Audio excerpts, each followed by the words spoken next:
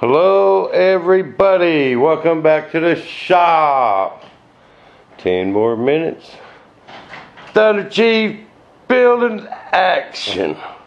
Actually jigging up. Ain't doing much building today. Kind of loafing all morning.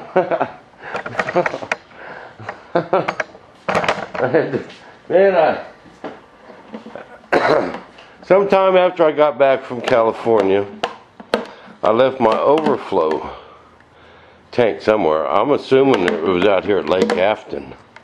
And I don't know what a regular pilot would want that for, but I think someone kleptoed it. And I got my name and number on this one. Man, I got $45 in this thing.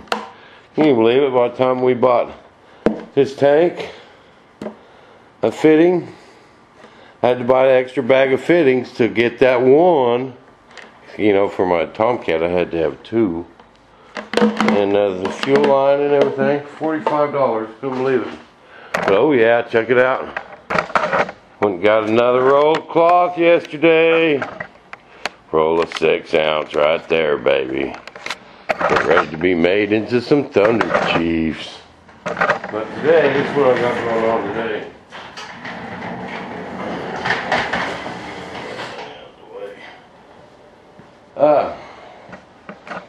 I got this all jigged up. Alright? I know you guys are wondering. And it's all straight now. Everything is straight and perfect. I know what you're wondering. How did you do that, Bob? See, you was getting ready to ask me, wasn't you? Okay. First of all, first thing I did is I took some bungee cords and some double-faced tape in my little jig so this can't move once I got it straight.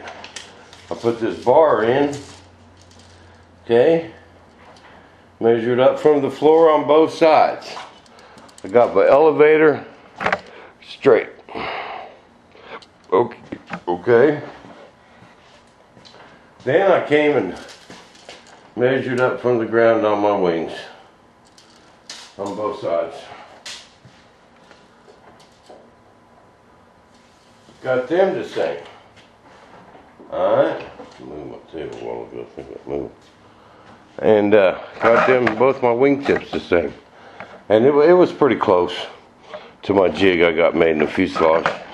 And then to get that rudder straight, I put my bar out the same distance, both sides, okay? Then it came in here just like a regular model. I went from that tip to this rudder back here, the tip of that rudder, over to this other side. And we should be all jigged up perfect, okay? And something did move when I moved that table. I'm going to have to redo it before I do the final markings. And then, just to be sure, we got to come out here and give it the eyeball test. Looks like it did move a little bit. I moved my stand, but it's pretty close. Rudder looks nice and straight. I'll get that wings moved on me when I moved it, but I'll get that straightened back out. I'm gonna clean it, just never mind this oblong hole here. That'll be straightened out as soon as we put that bulkhead in it. That one goes right there.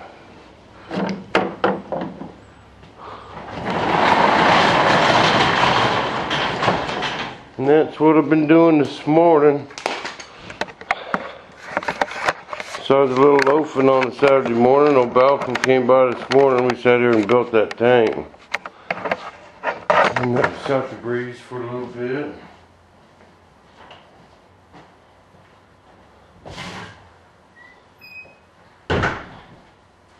That's all I got. And I also went to the hardware store. Where'd they go? Forgot about this. This is a piece of aluminum. It's the same size as this steel. But this little piece of steel weighs the same as this whole big old piece of aluminum. Thinking about putting that in my elevator. Because you see this steel, I take over Dad's and I'll drill it out. And it ain't gonna save that much weight. It's still gonna hurt your foot when you drop it. But this would get some serious weight off the back of that airplane. You know. And if it don't weigh 80 pounds, I don't know what I'm gonna have to do with on this. Let's get some input out there. What do y'all think? Solid aluminum bar or drilled out steel for the elevator.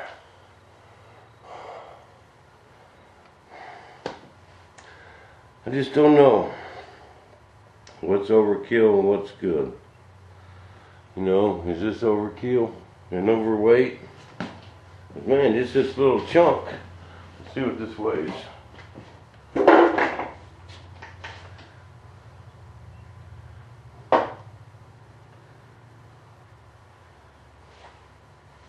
Just this little chunk weighs 3 ounces. This whole bar don't weigh. This whole bar weighs 5 ounces.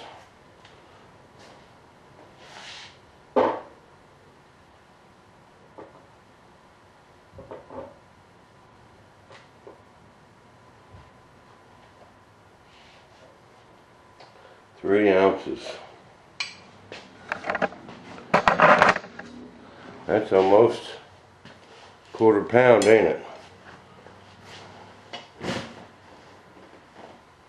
You know, everything I cut out of that back is less lead in the front.